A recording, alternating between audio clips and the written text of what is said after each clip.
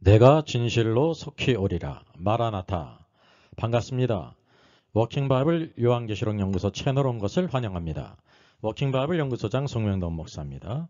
구독, 좋아요, 알람 설정을 누르시면 새 영상을 쉽게 볼 수 있고 모두 무료입니다. 신자들의 마지막 결산, 그리스도의 심판석. 언제, 어디서인가? Our Father in heaven, hallowed be your name. Your kingdom come, your will be done on earth as it is in heaven. Give us today our daily bread. Forgive us our debts, as we also have forgiven our debtors. And lead us not into temptation, but deliver us from the evil one. For yours is the kingdom, and the power, and the glory, forever. Amen. 신자들이 서야 될 그리스도의 심판대에 대한 말씀은 고린도후서 5장입니다. 같이 한번 읽죠. 우리가 담대하여 원하는 바는 차라리 몸을 떠나 주와 함께 있는 그것이라. 그런즉 우리는 몸으로 있든지 떠나든지 주를 기쁘시게 하는 자가 되기를 힘쓰노라. 이는 우리가 다 반드시 그리스도의 심판대 앞에 나타나게 되어 각각 선악간에 그 몸으로 행한 것을 따라 받으려 함이라. 이건 사도 바울이 고린도에 있는 성도들에게 편지하면서요, 하나님이 정하신 그 닥트린 원칙을 말씀하고 있는 것입니다. 우리가 성경을 이렇게 오해를 하면 이건 고린도 교회에 주시는 것이니까 우리는 몸으로 있든지 살든지 떠나든지 죽든지 주를 기쁘시게 하는 자가 되기를 힘쓰노라. 그렇게 오해할 수가 있죠. 아주 맞지 않는 것입니다. 아마 이렇게 생각하는 사람도 적겠죠. 근데 10절이 문제예요. 이는 우리가 다 반드시 그리스도의 심판대 앞에 나타나게 되어 라고 말하고 있습니다. 이것은 고린도에 있는 성도들뿐만 아니라 모든 성도들이 다 나타난다는 거죠. 그래서 이게 하나의 원칙이라는 것입니다. 그리고 각각 선악간에 그 몸으로 행한 것을 따라 받으려 함이라 그랬습니다. 여기 보게 되면 우리가 주님 앞에 선한 일을 행한 것이 있고 빼야 되는 나쁜 일을 행한 것이 있어요. 달란트 비유에서도 한 달란트 맡은 자를 주께서 뭐라고 말씀하셨냐면 악하고 게으른 종이라 그랬습니다. 주님을 잘못 생각했어요. 그러니까 이게 악하다는 거죠. 그 주님이 맡기신 것에 게으렀다는 것입니다. 그러나 2달란트, 5달란트 맡은 종은 착하고 충성된 종이라 그랬습니다.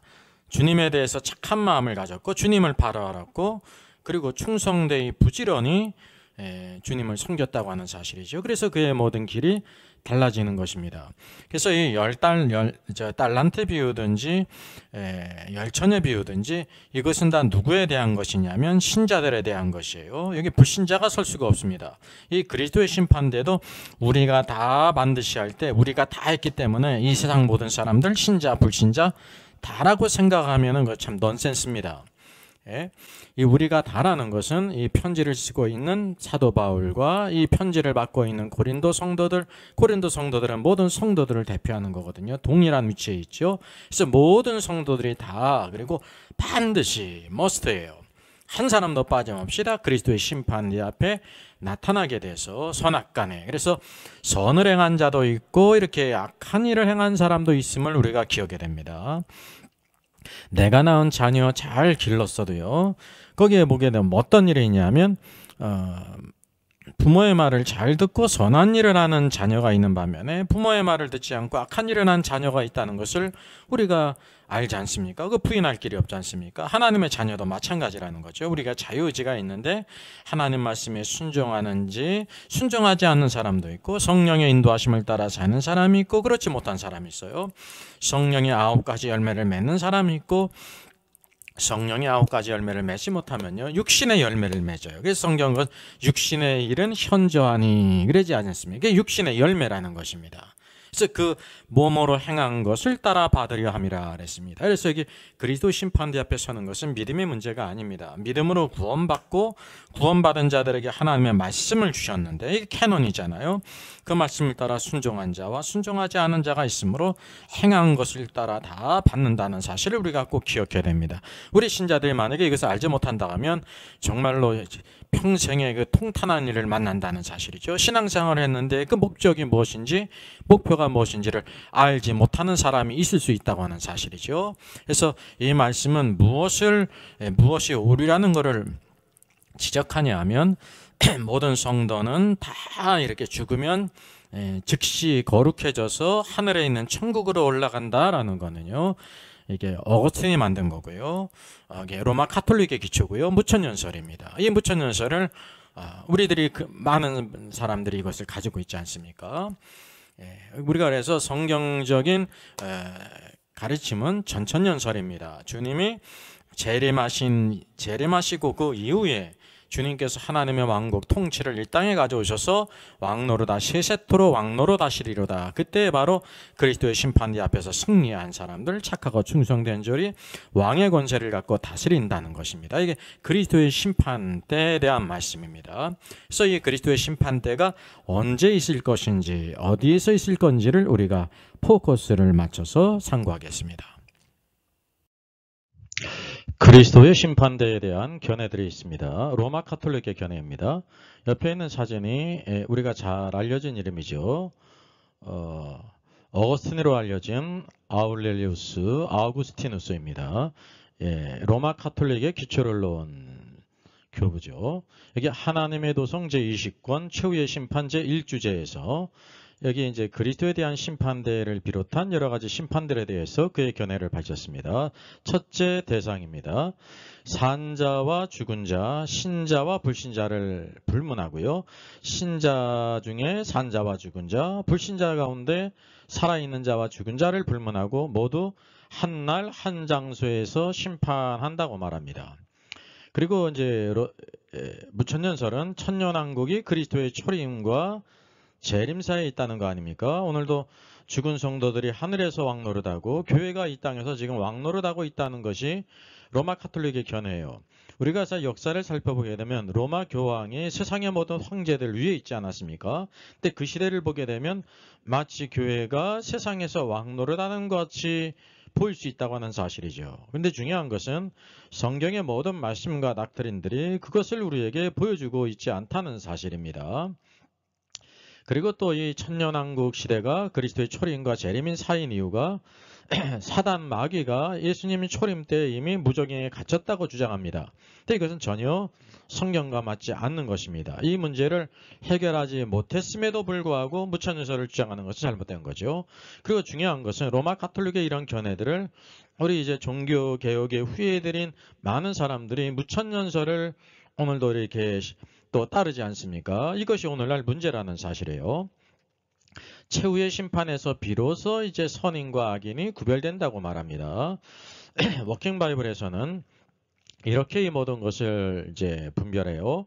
로마 카톨릭의 기초가 되는 무천연설적인 관념은 이제 그리스도의 심판대든지 백보자 심판이든지 열처녀 비유든지 달란트 비유든지 또 양과 염소의 심판이든지 이 모든 것을요 다 하나로 보는데 그건 잘못된 것입니다. 신자와 불신자는 반드시 구별될 뿐만이 아니라 살아있는 자와 죽은 자에 대한 심판도 많은 경우에 이렇게 구별된다는 것을 우리가 알게 됩니다.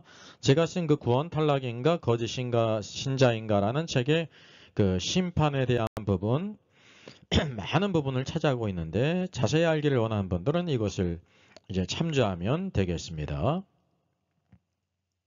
그래서 이 로마 카톨릭의 이런 견해는 오류입니다. 오류라는 것을 우리가 알아야 됩니다. 그리스도의 심판대에 대해서 웨스트민스터 신앙고백을 빼놓을 수가 없죠. 1643년 7월에 만들어졌습니다. 모든 이제 개신교회가 다 받아들이고 있는 그런 신앙고백이죠. 그래서 여기 뭐라고 말하면 그날에 그리스도의 심판대를 가리키는 거예요. 타락한 천사들이 심판을 받을 뿐 아니라 이 땅에 살았던 모든 사람들이 그리스도의 심판대 앞에 서서 자기의 생각과 말과 행동의 전말을 밝히고 그들이 선악간에 몸으로 행한 것을 따라서 보응을 받게 될 것이다 라고 이렇게 말하고 있습니다. 그래서 이게 가톨릭과 똑같이요, 모든 타락한 천사와 모든 불신자와 신자가 다 그리스도의 심판대 앞에서 심판을 받는데, 이것도 또 언제냐면 주님이 이제 재림하신 이후에 다 한꺼번에 이제 그리스도의 심판대 앞에 선다는 거죠. 여러분, 성경적인 가르침은 그리스도의 심판대는 신자들만 서는 것이고요, 이 그리스도의 심판대는 이 땅에서 있는 게 아닙니다. 이 불신자들은 땅에 있는데 그러면 그리스도의 심판대가 땅에 있지 않겠습니까? 그 하늘로 데려가서 심판하실 리는 없잖아요.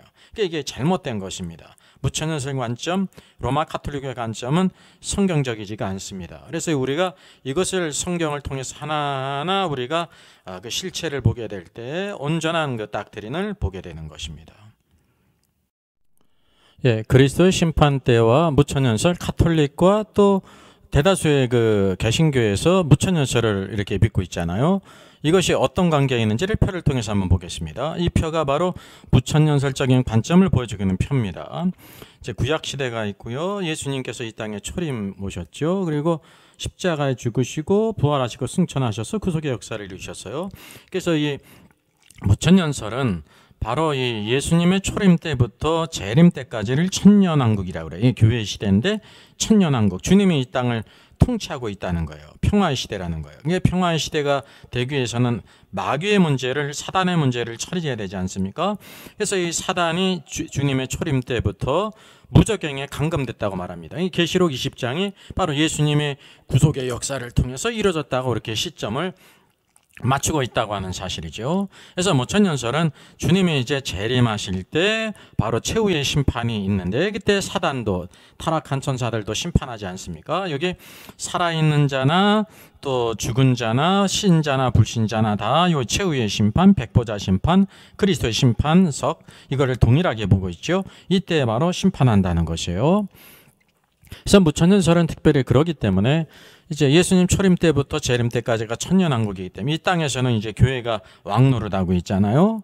그러니까 이제 죽은 모든 성도들의 자연이 어떻게 되느냐면 이 땅에서도 왕노릇했으니까 이 재림 전에 죽은 모든 성도들이 다 즉시 하늘에 있는 천국에 올라간다고 말해요.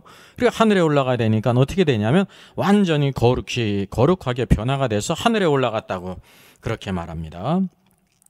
이게 잘못된 것이죠. 그래서 그리스도의 심판석, 최후의 심판은 재림 후에 있습니다.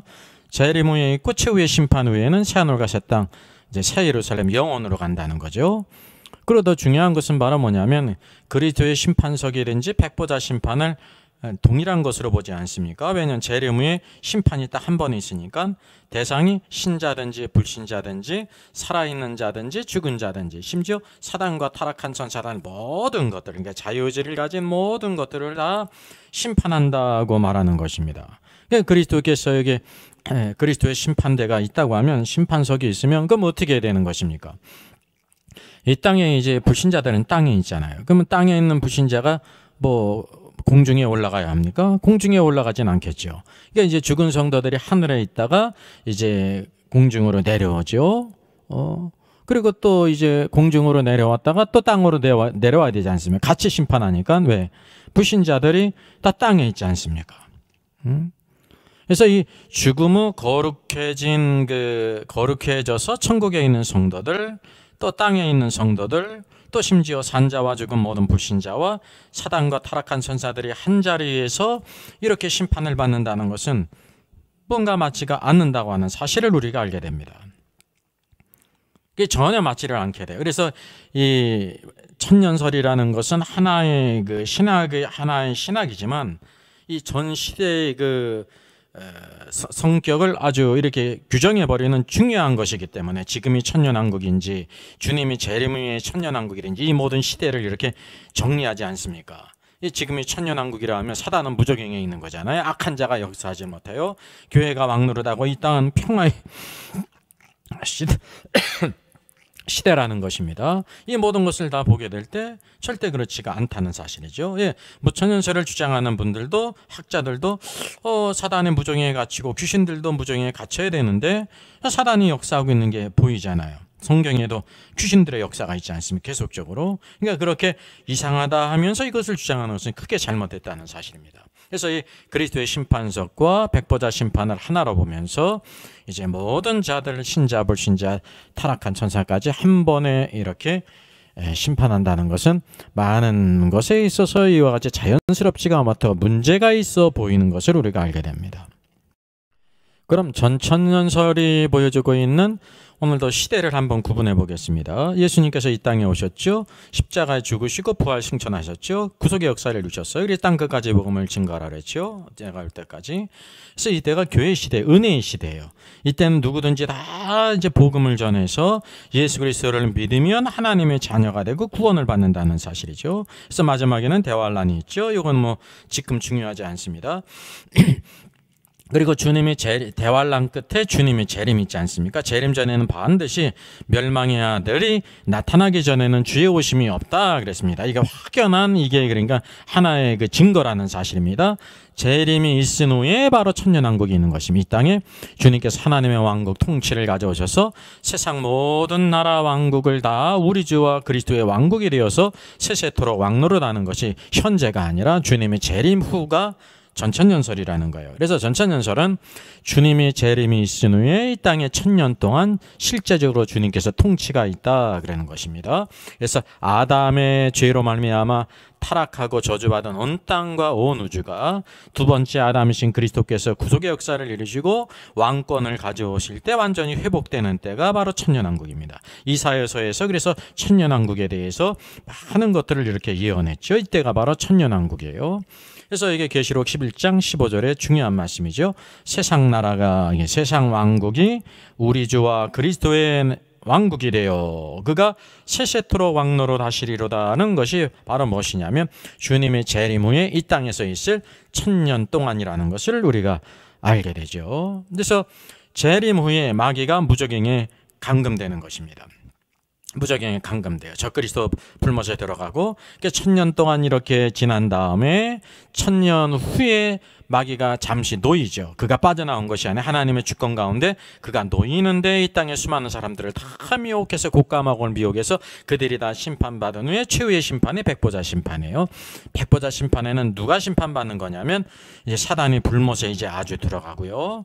또 중요한 것은 이 땅에 이제 죽은 모든 불신자들이 있지 않습니까? 음부의 불꽃에 있는데 지옥에 있는데 그들을 이제 심판의 부활로 나오게 해서 백보자 심판에서 다 심판한 후에 불못에다 들어가요. 그래서 사망과 음부도 불못에 들어간 후에 새하늘과 새 땅, 새 예루살렘 영원히 시작된다는 것입니다. 이것이 전천년설적인 그런 시간표예요. 그래서 주님이 재림하실 때 바로 그때 바로 그리스도의 심판대가 성경에 있음을 우리에게 보여주고 있죠. 이 주제와 관련해서 꼭 언급해야 될 부분이 있습니다. 제가 158번 영상에 이게 정동수 목사님과 클라렌스 라킨의 주장을 제가 이렇게 달았어요. 이게 원래의 주장이 바로 라킨의 주장을 이제 정동수 목사님이 그대로 또 이렇게 받아들였습니다. 그러니까 어떻게 얘기하냐면 예수님의 승천할 때 부속의 역사를 이루시고 승천하셨잖아요. 그 이전에는 성도들이 다 땅속에 있는 낙원에 있다가 예수님이 승천하면서 모든 성도들을 다 하늘로 데려갔다 이렇게 주장을 하세요. 기존 로마 카톨릭이나 대다수 많은 개신교는 구약과 신약 모두 성도 사후에 하늘에 있는 천국으로 갔다고 하는데 구약까지는 맞지만 예수님이 이제 승천하시면서 그 모든 성도들을 하늘로 데려갔다고 하는 그런 견해가 있습니다. 그래서 제가 이 견해를 158번 영상에서 자세히 달았습니다. 그래서 이거는 이제 라킨의 주장이잖아요. 구약의 모든 신자들이 지하 낙원으로 있었는데 주님이 부활하면서 모두 셋째 안을 이제 하늘로 데려갔다고 하는 것. 그래서 워킹 바이블은 말은 뭐냐면 신구약에 있는 모든 신자들이 다 낙원에 있고요. 예수님께서 부활하시고 승천하실 때도요. 예수님이 승천하신 것이지 이 모든 신자 낙원에 있는 신자들을 다 데리고 간 것이 아닙니다. 이 구체적인 내용은 158번 영상을 참조하면 되겠습니다. 그래서 성도 사후에 어디에 가는가, 이거는 아주 신앙적으로도 신학적으로도 매우 중요한 겁니다. 단순한 거지만. 그래서 이 기본적인 것을 우리가 잘못 왜곡되고 있기 때문에 모든 문제들이 다 이렇게 어려움에 빠진다는 사실이에요. 그래서 이 모든 영상이 모든 신학자와 목회자, 성도들에게 유익하기를 바랍니다. 그래서 우리가 대부분 간과하고 있는 한 부분, 우주의 세 부분이 있습니다. 우리의 관념은 그냥 땅과 사람이 땅에 있고 하나님이 그를 데려가시면 하늘 3층 천으로 데리고 올라갔다고 생각합니다. 그렇지 않습니다.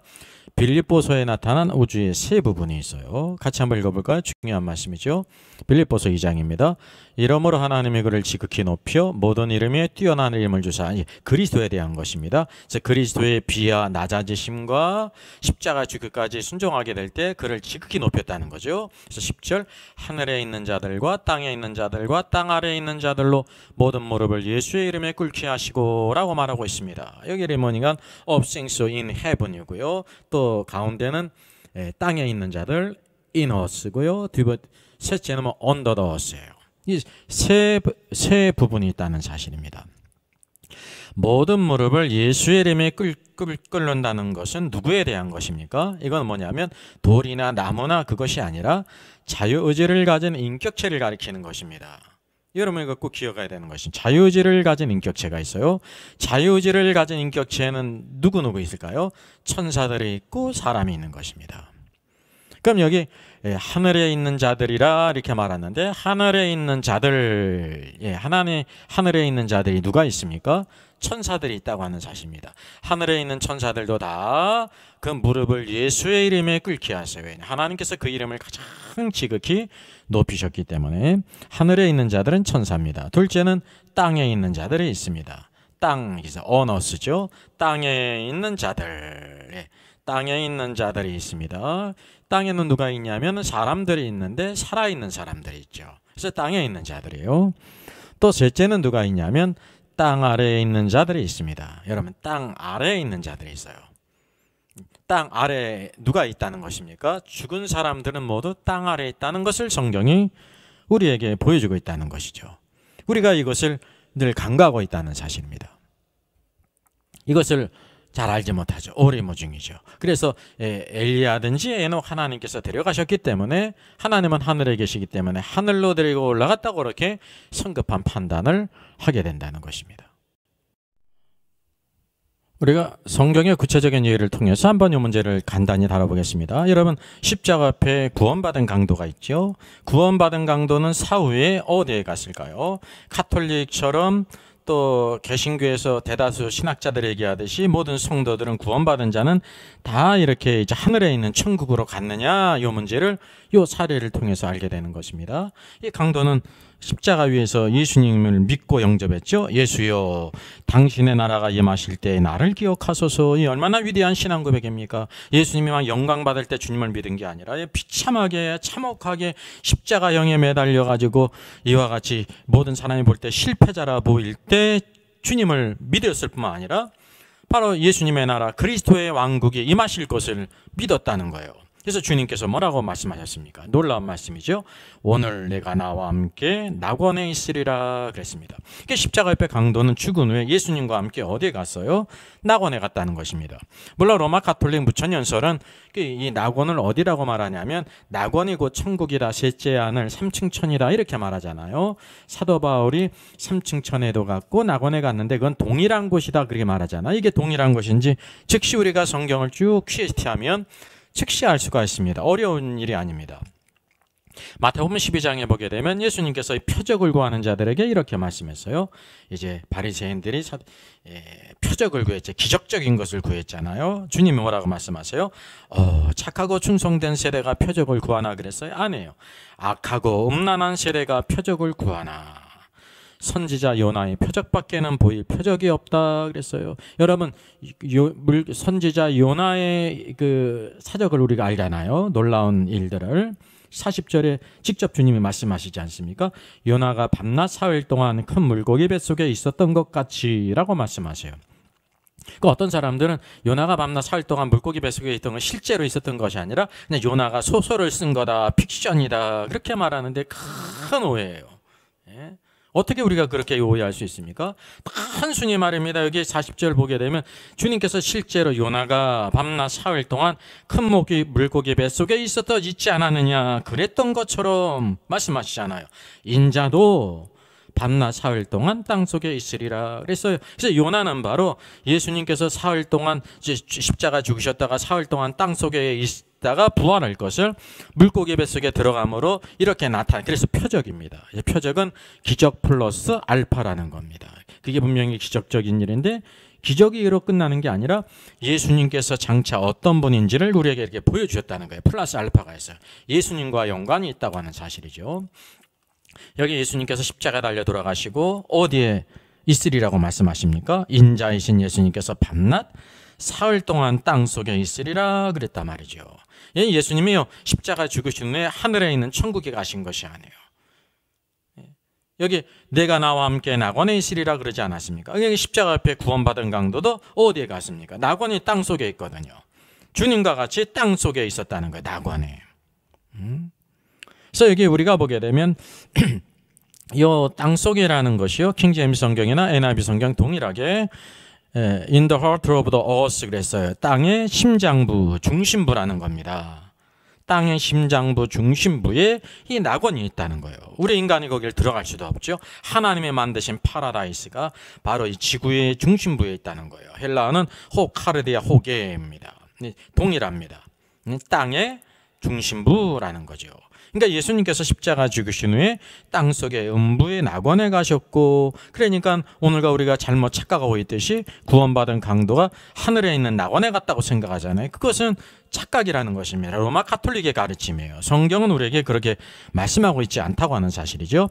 예수님과 함께 구원받은 강도 모든 신자들이 간 그 땅속에 있는 낙원에서 편히 쉬고 안식하고 있다고 하는 사실이죠. 그래서 로마 가톨릭과 무천년설에 주장하듯이 구원받은 강도 또 구원받은 모든 신자들은 다 죽은 후에 즉시 하늘에 올라가는 것이 아니라는 것을 우리가 알게 됩니다. 우리가 이것을 꼭 기초를 잘 놔야 되는 것이에요. 잘못된 기초를 허물어야 되는 거예요. 우주의 세 부분을 다루면서 사도 바울이 언급한 이 우주의 세 부분을 우리가 언급하지 않을 수 없습니다. 그래서 성경은 모든 부분들을 다 이렇게 퀴즈해야 되는 거예요. 그래서 고린도후서 12장에 이렇게 말씀하고 있어요. 사도 바울은 땅에 있을 때 부름을 받아 사도로 사역했죠. 근데 그가 셋째 하늘에 올라가는 은혜를 체험했어요. 셋째 하늘이고 3층 천 아닙니까? 사도 요한도 셋째 하늘에 올라가서 그래서 계시록을 기록하지 않았습니까? 그뿐만 아니라 둘째 어디까지 갔냐면 낙원에 가서 사람이 들을 수 없는 많은 말들을 들었다는 것입니다. 그러니까 사람에게 말하면은 불법이라는 것입니다. 그래서 예수님께서 십자가에서 죽으신 후에 가신 곳이 낙원이죠. 구원받은 강도가 약속을 받아간 곳이 낙원에 내가 오늘날 나와 함께 낙원에 있으리라 그랬습니다. 그럼 그 낙원이 어디 있냐면 마태복음 12장 40절에 요나가 물고기 뱃속에서 밤낮 사흘 동안 있었던 것 같이 인자도 예수 그리스도도 땅속에 사흘 동안 있으리라 그랬어요. 이 땅속이라는 것은 땅속 심장부를 가리켜요. 땅속 심장부. The heart of earth, 땅의 심장부 가장 중심부에 있으리라 그랬습니다. 그러니까 자연히 낙원이 어디 있다는 것을 알게 되냐면 땅의 심장부에 있구나. 예수님이 십자가 돌아가신 후에 바로 땅속 깊은 낙원에 갔구나. 십자가 옆에 강도도 낙원에 갔구나. 모든 성도들이 다 낙원에 있다는 것을 말하고 있죠. 그래서 주님은 땅속의 낙원에 가신 후 사흘 만에 부활하시고 승천하셨어요.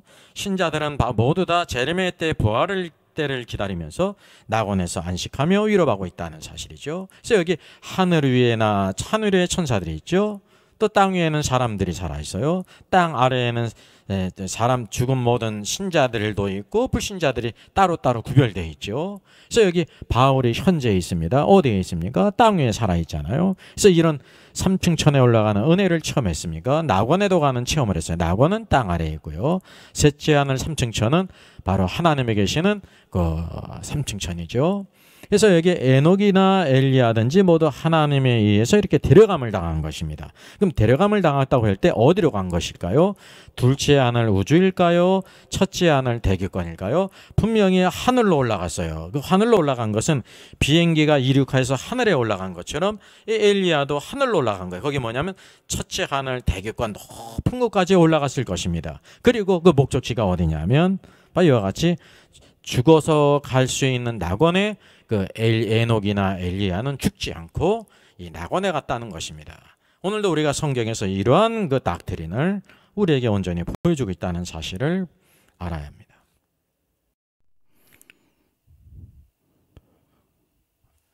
네, 그리스도의 심판대를 중심으로 해가지고 성경에 나타난 그런 하나님의 구원의 계획, 성도들이 살아가게 될 때 앞으로 어떤 일이 있는가 중요한 사건들을 한번 우리가 짚어보겠습니다. 예수 그리스도께서 선지자들의 예언을 따라서 이 땅에 오셨고 공생의 길을 걸어가시고 그리고 십자가 죽으시고 부활하시고 승천하셨죠. 구속의 역사를 이루셨어요. 현재 오늘 땅끝까지 주님 오실 때까지 복음을 전하라고 말씀하고 있으면 현재의 시대입니다. 여기 밑에 화살표는 전 시대에 살다가 죽은 모든 성도들은 다 어디에 가 있냐면 낙원에 있습니다. 죽은 성도들의 혼이 아브라함이든지 다윗이든지 나사로든지 십자가 앞에 강도든지 다 낙원에 가 있습니다. 물론 죽은 불신자는 바로 이 낙원 사이에 큰 이제 심연이 있는데 건너편에 불 붙는 그 음부의 불꽃에 있죠. 부자가 그곳에서 고통받지 않았습니까? 그리고 마지막 시대에 보게 되면 대환란이 있어요. 대환란은 누가 있는 거냐면 적그리스도가 있고 그를 위해 일하는 거짓 선지자가 있죠. 그래서 이 적그리스도를 위해서 우상을 만들고 짐승의 표를 찍는 때가 바로 대환란의 때입니다.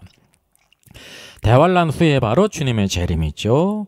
그리고 대환란 전에는 어떤 사건이 있습니까? 휴거의 사건이 있어요. 계시록 14장에 보게 되면 시온산의 어린 양 앞에 시온산에 서 있는 14만 4천이 있죠. 이게 바로 여기 시온산은 하늘의 시온산이 어린 양이 지금 하늘에 계시잖아요. 그들이 대환란 전에 이렇게 휴거됐음을 우리가 보게 됩니다. 그리고 대환란 가운데 많은 순교자가 나타납니다. 그것이 계시록 15장에 나왔죠.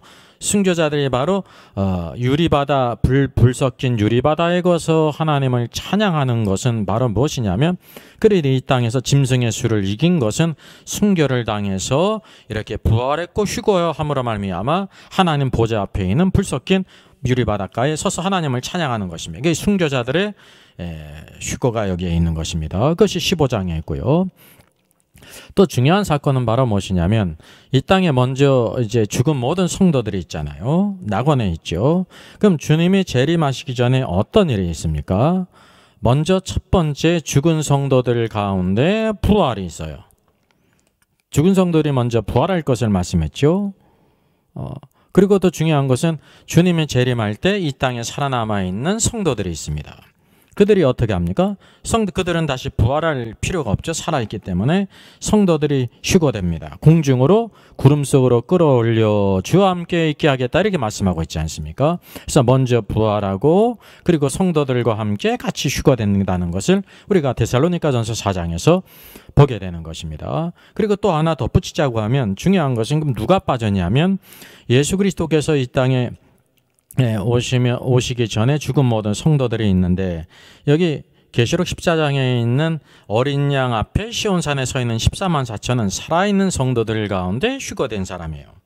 그러면 이 땅에서 죽은 모든 많은 성도들 가운데 그들 이기는 자들이 있지 않습니까? 바로 그들이 누구냐면 계시록 12장에 사내아이가 있습니다. 남자아이 사내아이가 바로 이와 같이 하늘 보좌 앞으로 올라가는 것은 그들이 살아서 이렇게 휴거됐다는 것을 말하죠. 그래서 반드시 주님이 재림할 때도 마찬가지고 죽은 모든 성도들이 먼저 부활하잖아요. 여기 첫 열매 휴거도 마찬가지예요. 죽은 성도들이 먼저 부활하고 이렇게 휴거가 있습니다. 그런 후에 첫 열매 휴거가 있죠. 그래서 이런 선후관계를 우리들이 또 구체적으로 또 알게 되는 것입니다. 그리고 중요한 것은 모든 신자들은 다 그리스도의 심판대 앞에 선다는 것입니다. 여기에는 불신자가 서질 않습니다. 그리스도의 심판대가 바로 어디에 있냐면 공중으로 끌어올려라는 것은 마지막에 누구까지 다 올라간다는 것입니까? 휴거되지 못한 성도들까지 다 공중으로 끌어올려 주의 임재 가운데 있다는 거죠. 왜냐하면 그리스도의 심판대 앞에는 구름 속으로 끌어올려 그랬습니다. 바로 그 구름 속에 예수 그리스도께서 계시고 거기에 무엇이 있습니까? 그리스도의 심판석이 있다는 사실. 믿는 신자들 너희들이 어떻게 신앙생활했는지 선악간의 그 행위를 따라서 다 모든 것을 갚으시기 위해서 그리스도의 심판대가 선다는 사실이죠. 그러면 중요한 것은 바로 뭐냐면 그리스도의 심판대가 섬으로 인해서 이기는 자들과 함께 착하고 충성된 정 왕으로 들어갈 자들과 함께 같이 재림하는 것입니다. 주님이 이렇게 재림할 때 이 땅에 주의 성도들은 있지 않습니다. 여러분 그거를 성경을 찾아보게 되면 확실하게 될 것입니다. 그래서 여기 주님이 이와 같이 재림하게 될 때 이 땅에 누가 있습니까? 살아있는 불신자들 있지 않습니까? 살아있는 불신자가 있어요. 물론 적그리스도와 땅의 모든 군대들을 다 입의 검으로 다 그들을 심판하시고 땅에 있는 불신자들이 있어요. 그들은 마태복음 25장에 모든 민족들을 다 모아요. 소환을 해요. 살아있는 그러니까 불신자들이죠. 그래서 불신자들 가운데 어떤 자들은 양으로 어떤 자들은 염소로 이렇게 구별하듯이 한다는 것입니다. 우리가 흔히 양과 염소의 비유 그러는데 양과 염소의 비유가 아닙니다. 모든 민족을 다 모아서 어떤 양과 염소를 가르듯이 그렇게 한 것이죠. 양과 염소의 비유가 아니에요. 어떤 자들은 이렇게 오른쪽에 어떤 자들은 왼쪽에 있는데 오른쪽에 있는 자들은 마치 양과 염소가 비슷하잖아요. 체구도 비슷하고 색깔도 비슷해가지고 구별하기가 어려운데 그러나 자세히 보면은 확연히 틀린 것처럼 오른쪽에 있는 자 양들 창세로부터 예비된 나라에 들어갔는데 염소들은 영원한 불붙는 불못에 들어가지 않습니까? 그래서 이 살아있는 불신자를 이렇게 심판하는 것을 우리가 알게 되는 것입니다. 그럼 자연히 누가 남는다는 것을 알게 되냐면요. 모든 죽은 불신자들은 다 지금 음부의 불꽃 가운데 있잖아요. 나사로와 부자의 이야기를 통해서도 부자가 음부의 불꽃 가운데 있지 않습니까? 모든 불신자들은 다 음부의 불꽃, 지옥의 불꽃 가운데 고통을 당하고 있어요. 언제 그 죽은 불신자를 심판하시냐면요. 이 천년왕국 후에 여기에 사단을 이제 무저갱에 가두죠. 그래서 천년왕국이 있어요. 천년왕국 후에 그 모든 불신자들을 다시 살려서 그 몸도 살려서 심판의 부활로 나와서 그들을 심판하신 후에 꺼지지 않는 불못에 던지우는 것입니다. 그리고 불못에 무엇도 들어가냐면 사망과 음부도 불못에 던지운다 그랬어요. 왜냐하면 천년왕국 후 새하늘과 새 땅, 새 예루살렘에서는 죽음도 없고 죽는 자도 없기 때문에, 사망이 없기 때문에 죽는 자도 없고요. 죽는 자들을 가두는 것이 음부지 않습니까? 음부도 필요 없기 때문에 불못에다 던지운다고 말씀하고 있어요. 그래서 모든 살아있든지 죽었든지 신자와 모든 불신자를 다 이렇게 심판하신다는 거예요. 신자들의 심판은 어디에 있어요? 공중 구름 가운데 그리스도의 심판대 가운데 하나님의 자녀가 됐는데 어떻게 살았는가? 오늘 그리스도의 형상을 이루고 주님의 제자로서 오늘도 하나님의 왕국의 통치 가운데 자신을 갖고 살았는가? 살지 않았는가? 맡기신 달란트를 잘 감당해서 더 많은 것을 남겼는가? 땅속에 숨겼는가를 그때 보신다고 하는 사실입니다. 그래서 이 그리스도의 심판대 앞에는 신자들이 쓰는 거예요. 죽은 모든 성도들과 살아있는 모든 성도들을 심판하시는 것이 그리스도의 심판대고요. 여기 재림할 때 살아있는 불신자를 심판하시고 천년왕국 후에 죽은 모든 불신자를 심판하십니다. 이래서 하나님의 모든 심판이 그 종류별로 다 끝난다는 것을 우리가 알게 되는 것입니다. 여러분 이 표를 잘 기억해 두면 잘 우리가 성경을 이해하는데 큰 유익이 있습니다. 우리가 그리스도의 심판대에 관련해서 꼭 알아야 될 말씀이 있습니다. 죽은 자의 부활과 살아남은 자들이 어떻게 될 것인지가 바로 데살로니가전서 4장 13절로 17절에 있어요. 같이 한번 보겠습니다. 형제들아 자는 자들에 관하여는 너희가 알지 못함을 우리가 원하지 아니하노니 이는 소망 없는 다른 이와 같이 슬퍼하지 않게 하려 함이라. 우리가 예수께서 죽으셨다가 다시 살아나심을 믿을진데 이와 같이 예수 안에서 자는 자들도, 자는 자는 죽은 자를 가리키는 거예요. 하나님이 그와 함께 되시고 데리고 오시리라 그랬습니다. 우리가 주의 말씀으로 너희에게 이것을 말하노니 주께서 강림하실 때까지 우리 살아남아 있는 자도 자는 자보다 결코 앞서지 못하리라. 그래서 죽은 모든 성도들이 먼저 부활할 것을 이렇게 언급하지 않습니다. 이게 하나의 원칙 닥트린이에요. 16절 주께서 호령과 천사장의 소리와 하나님의 나팔 소리로 친히 하늘로부터 강림하시리니 재림하실 때 그리스도 안에서 죽은 자들이 먼저 일어나고, 그래서 그리스도 안에 죽은 자들이 먼저 다 일어나요. 그들이 다 낙원에 있잖아요. 그래서 부활한다는 것입니다. 그 후에 우리 살아남은 자들도 그들과 함께 살아남은 자, 주님이 재림하실 때 살아남은 자가 있잖아요. 그들은 부활할 필요가 없죠. 살아있기 때문에. 그래서 그 죽은 모든 성도들이 부활한 성도와 함께 같이 구름 속으로 끌어올려 그랬어요. 구름 속으로 끌어올려가 바로 휴거죠. 그러니까 성경에는 휴거라는 단어는 없지만 이 구름 속으로 이렇게 끌어올려 간다는 거예요. 우리가 비행기 타고 올라가는 게 아니에요. 공중부양하는 것도 아니고 하나님의 능력 가운데 천사를 통해서 구름 속으로 끌어올려 가는 것을 그냥 휴거라고 표현한 것입니다. 그래서 공중에서 주를 영접하게 하신다는 것입니다. 왜? 그 공중에 뭐가 서기 때문에 그리스도의 심판대가 선단 심판석이 선다는 거죠. 구원받은 성도만 바로 이와 같이 공중에서 그리스도의 심판석이 있다는 거예요. 불신자는 여기에 들어갈 자격이 없어요. 어느 누구도. 그리하여 우리가 항상 주와 함께 있으리라고 말씀하고 있습니다. 그래서 이 공중 구름 속으로 끌어올려 공중에서 바로 그리스도의 심판석이 서고 상급에 대한 모든 것을 선악간에 다 판단하신다는 거죠. 그래서 요 자세한 요 말씀은 요 중요한 말씀이죠. 내일 영상 토요일 날 같이 다루겠습니다. 말씀을 기대하면 되겠습니다. 마지막으로 한번 정리하겠습니다. 그럼 그리스도의 심판석은 언제 있는가, 어디에서 있게 되는가라는 문제를 정리하죠. 그래서 무천연서 로마 카톨릭과 많은 이제 개신교 신학자들은요, 죽은 모든 성도들이 즉시 다 하늘에 있는 천국으로 간다라고 이렇게 로마 카톨릭 그 교리를 그대로 받아들였어요. 이건 잘못된 것입니다. 오류예요. 성도들은 모두 낙원에 가는 것입니다. 그곳에서 안식과 위로를 얻죠. 예수님께서도 십자가 앞에 강도에게 오늘 내가 나와 함께 낙원에 있으리라 그랬어요. 강도에게. 그래서 예수님도 십자가 죽으신 후에 강도도 죽은 후에 어디에 갔다는 것입니까? 낙원에 갔죠. 그럼 낙원이 어디에 있습니까? 그 마태복음 12장에 보게 되면 요나가 물고기 사흘 동안 물고기 뱃속에 있었던 것 같이 인자도 밤낮 땅속에 있으리라, 땅속 심장부에 있으리라 그랬습니다. 여러분, 땅속 심장부에 낙원이 거기에 있는 것이지 낙원이 삼층천이 아니라는 것을 이 말씀을 통해 확연히 드러나잖아요. 그래서 어떻게 되냐면 대환란 전에 먼저 첫 열매의 휴거가 있죠. 물론 죽은 모든 성도들 가운데 이기는 자인 사내아의 휴거가 계시록 12장에 있고, 그리고 첫 열매의 휴거는 계시록 14장에 있는 것입니다. 이들이 시온산 어린 양의 앞에 서기 때문에 하늘로 휴거됐다는 것을 보여주고 있는 것입니다.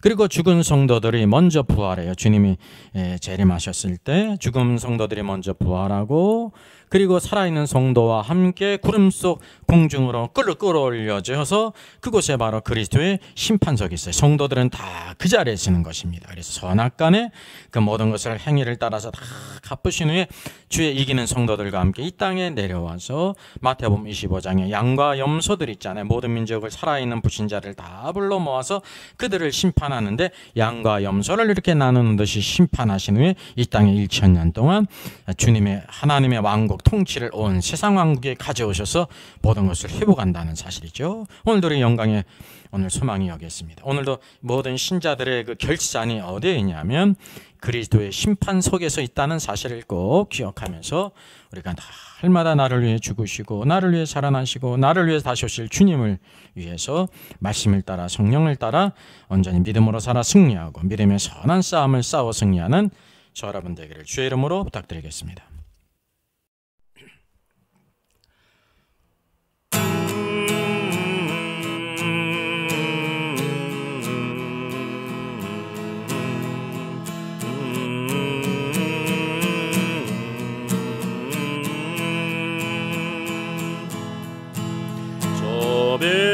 배는 본향지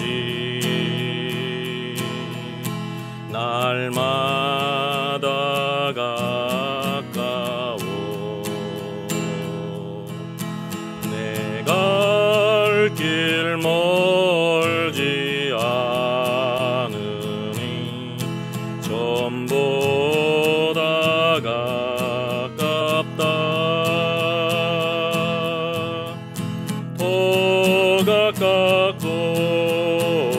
또 가깝다 하루 길 되는 내 본향 가까운 곳일세 내 주의 집에는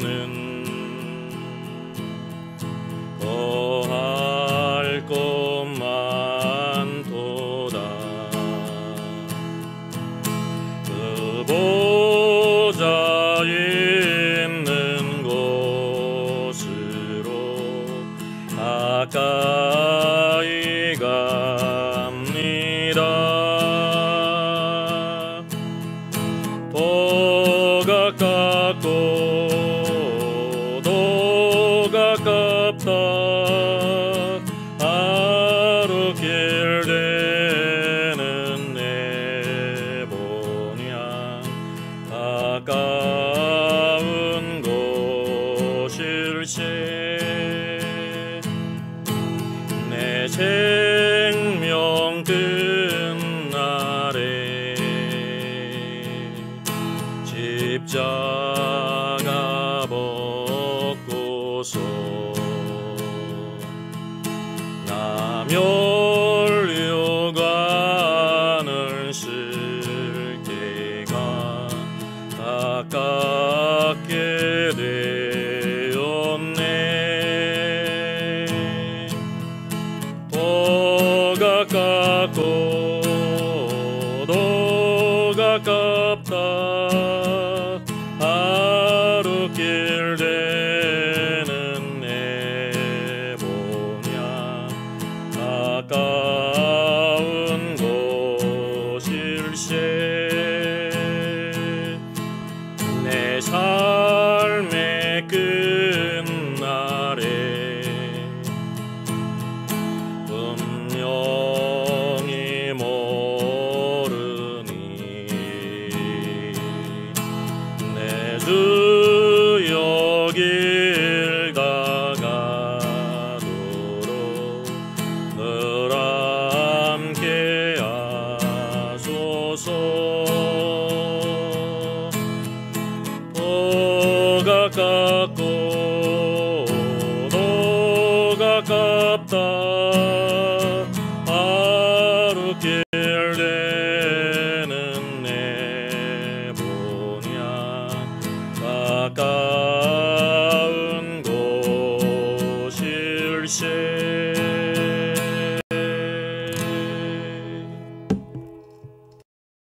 사랑과 은혜가 풍성하신 하나님 감사합니다. 오늘도 걸어가신 주님의 은총을 힘있게 하여 주시고 영광의 소망 주님 바라보며 살게 하시니 감사합니다. 오늘도 우리에게 주어진 귀한 모든 달란트, 하나님께서 맡기신 그 모든 것들 그리스도의 심판석 앞에 다 나타나게 되어 각각 선악간에 그 몸으로 행한 것을 따라 받으려 함이라 하셨사오니 항상 오늘도 우리가 몸으로 있든지 살든지 죽든지 무엇을 하든지 주님을 기쁘시게 하는 자가 되기를 오늘도 원합니다. 오늘도 이 소망을 갖게 하시고 우리의 모든 삶들 가운데 주님이 높임 받으시며 오늘도 주님의 기쁨이 되기를 원합니다. 에녹이 하나님과 동행하지 못하다가 무드셀을 낳은 후 하나님의 놀라운 계시의 말씀을 받고 300년 동안 하나님을 기쁘시게 하는 자로 하나님과 동행한 것처럼 항상 오늘도 주님을 기쁘시게 함이 주님의 뜻대로 살아가는 것이 우리의 힘이요 능력과 권세요 오늘도 소망이 되게 해주셔서 이 악한 세대 가운데 우리의 모든 것들 오늘도 허비하지 않고 참으로 우리의 모든 보화들을 오늘도 하늘에 쌓아두는 지혜자가 되게 하여 주시옵소서. 그리스도 안에서 죽은 모든 자들이 다 먼저 일어나고 그 위에 우리 살아남은 자도 그와 함께 구름 속으로 끌어올려 공중의 주를 영접하게 하시라 말씀하신 주님, 오늘도 첫 열매의 휴거의 영광을 바라보게 하시며 항상 오늘도 이 땅에서 오늘도 주의 인자 앞에 서도록 오늘도 세상의 방탕함에도 빠지지 않게 하시고 오늘도 술 취함에도 빠지지 않게 하시고 생활의 염려 가운데 호독되는 자들 않게 해주셔서 먼저 그의 왕국과 그의 일을 구하라 하신 주의 귀한 말씀 심령 가운데 새겨져 먼저 오늘도 하나님의 뜻을 따라 마음과 뜻과 정성 다하게 될 때 오늘도 우리의 모든 필요들을 주님의 영광과 능력 가운데 채우시는 놀라운 은총을 힘있게 하여 주시옵소서. 주님 감사합니다. 오늘도 주님의 거룩한 병기로서 드려지게 하시고 항상 우리의 모든 말하는 것과 생각하는 것과 행하는 모든 것들 하나님이 받으시기 합당한 산제물이 되게 하여 주시옵소서. 주님을 찬양합니다. 이 모든 말씀 주 예수님의 이름으로 기도하옵나이다. 아멘. 예, 저의 저서를 소개해드리겠습니다. 때를 알라 주님 오신다. 계시록과 다니엘서의 전반적인 조망이죠. 매우 중요한 책입니다. 저 사람 천국 갈 수 있을까? 구원과 천국의 내용을 심도 있게 다루죠. 이런 종류의 책이 없습니다. 셋째는 구원 탈락인가 거짓신자인가, 종교개혁 500주년을 기념하면서 칭의론 구원론 또 심판론 모든 중요한 주제를 다 망라한 책입니다. 이것을 읽는 사람들이 아마 큰 도움을 받을 것 같습니다. 워킹 바이블 연구소는 목회자님들과 성도님들의 필요를 공급하고 세워갑니다.